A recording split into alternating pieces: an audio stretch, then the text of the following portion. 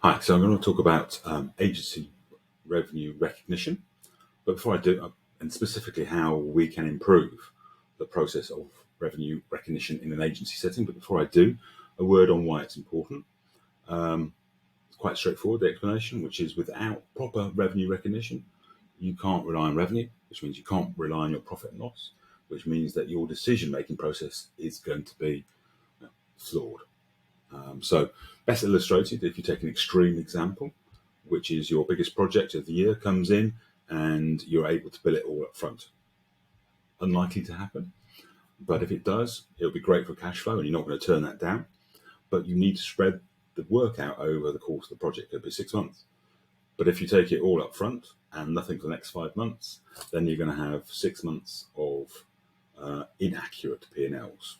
You won't know how you are truly performing. So we need to recognise revenue accurately. The way to do that is before the process starts, really, which is to train your team about revenue recognition and what it means, how to do it.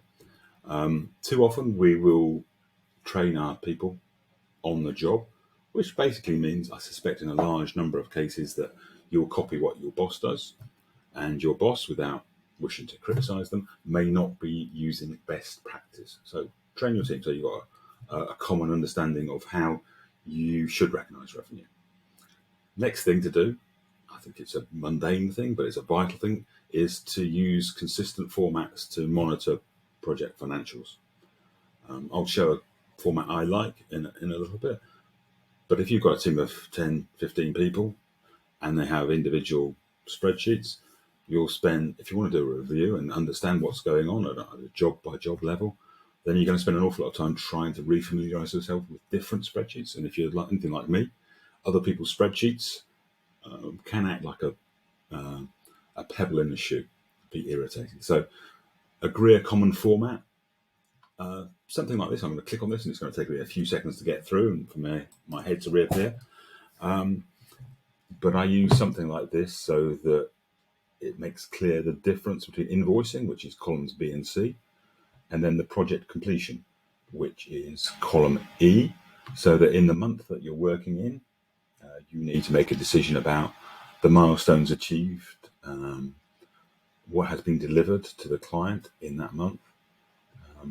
And if it's March, we're talking about 40% of the job has been done in March, and therefore £4,240 is the figure that goes into your forecast for that month for this project.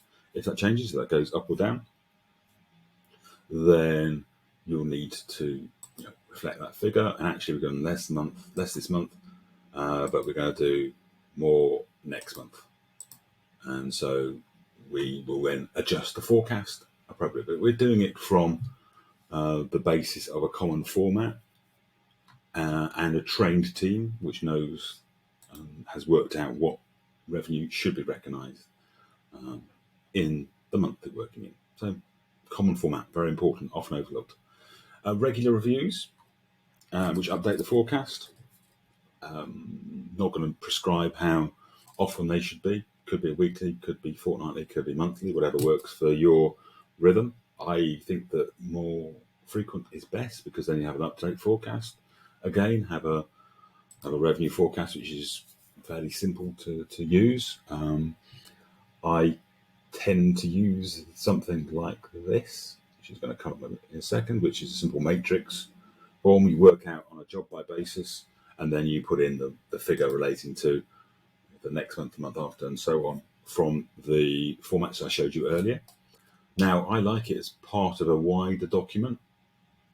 So I'm going to have a little tangent, if you bear with me, in that I like to put the forecast, the pipeline, and the profitability together to provide a dashboard, which will be something like this, with which will give you an overview of current performance and future prospects. So that's a little sidetrack, but it is all based on revenue recognition. So you've got this building up into an overview, and you can rely on that overview because it's based on good revenue recognition practices.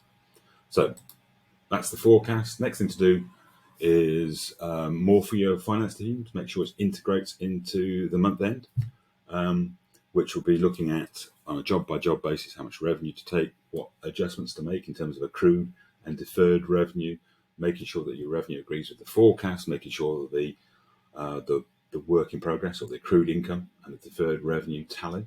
So that's an important thing. And that's important because we need to keep track of this. So accrued and deferred revenue, I think, should always form part of the month-end checklist. One, because it's good practice and enables you to have an accurate revenue forecast. Two, because if you ever come to a due diligence, so good to look back and say, well, in March 2020, our accrued revenue was this because of this. It gives the other side a lot of confidence in your process and a lot of confidence in your revenue, and the due diligence, I think, will go a lot smoother because of that. And then number 6 is kind of repeat that over and over again. It's a continuing process, and you continually improve, tweak, amend. But if you've got a good process, you can rely on it, and that will give you a strong revenue forecast, which will enable you to manage your business most effectively. So, revenue recognition, it's important. Thanks a lot. Bye for now.